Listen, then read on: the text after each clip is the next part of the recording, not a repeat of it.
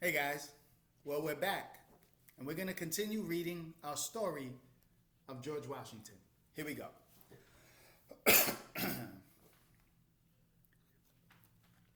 When George Washington was old enough to go to school, his father decided to move from Mount Vernon to another plantation that he bought. In a big carriage, the whole family drove through deep forests. Tall trees shut out the light, and from behind the trunks, birds and beasts peered curiously at the travelers. But George did not see any Indians, for the Indians lived still deeper in the wilderness. Even so, he had many adventures on his journey, for the roads were bad and it was difficult to travel in those days. Every now and then the wheels stuck in the mud hole, or a rotten tree fell straight across the road. Then the horses jumped over the tree and, quite forgot that the carriage could not jump too. But the Washingtons reached Ferry Farm on the Rappahannock River safely. That was their new home. And here's a picture of how the tree might have fell across the road. The problem was the carriage couldn't jump, but the horses could.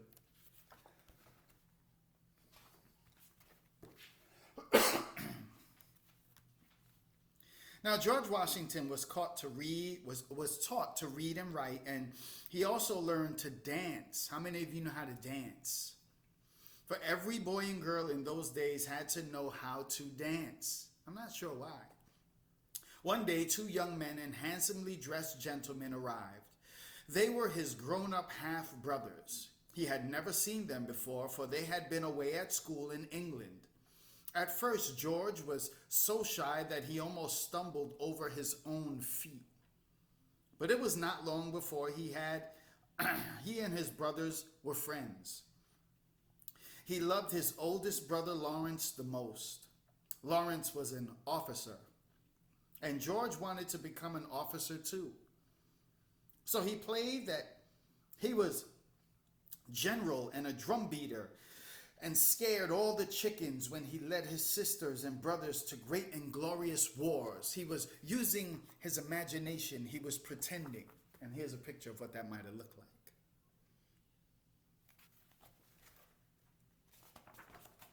like. It's always important for us to use our imaginations. He was big enough now to saddle his pony himself in the morning and to ride to school in Fredericksburg town. He was tall and strong and rode his horse better than any other boy of his age, and he beat them all in races and games. His friends said that he was so strong that he could throw a coin across the Rappahannock River. At school, he was clever too, for he was eager to learn and listened to his teachers. In his copybook, he wrote down all the rules a gentleman should know. And this is one of the rules that you're going to be responsible for. I'm just going to read one of them. Give not your advice without being asked. George Washington was only 11 years old when he lost his father. Then his mother was not very rich, so she could not go to school in England, and his half-brothers had done. He had to learn how to provide for himself. He became serious and studious, and he taught himself many, many things. Because he was clever at arithmetic, which is another word for math, and he loved outdoor life, he began to study surveying. He wanted to go into the wilderness where only the Indians lived and measure up an unknown land. He measured up the fields on the plantation until late into the evening while the fireflies glittered over the fields. He worked with his compass and his ruler and drew maps of the land he had measured. And so somebody who does surveying, guys, what it's called is they measure the land. And so they measure from one point, they take a big measuring rod or a piece of equipment and they measure how far the land is. That's what a surveyor does. His half-brother Lawrence was rich and he had inherited Mount Vernon, and he asked George to come and stay with him. And Lawrence always had many elegant guests. When George came, they all liked him because he was bright and well brought up. He watched them all and learned how to bow and take snuff and converse politely. He was so tall now that he almost looked like a grown-up man.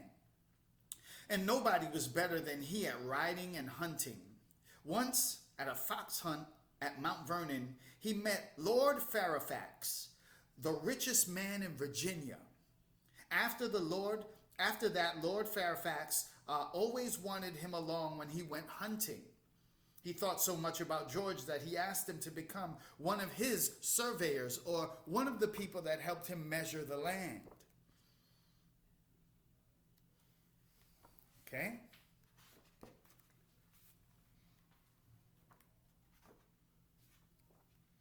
Together with the other surveyors, George Washington set off. He worked hard and he made maps of the land, and at night he slept on the bare ground. George Washington was learning a lot of things.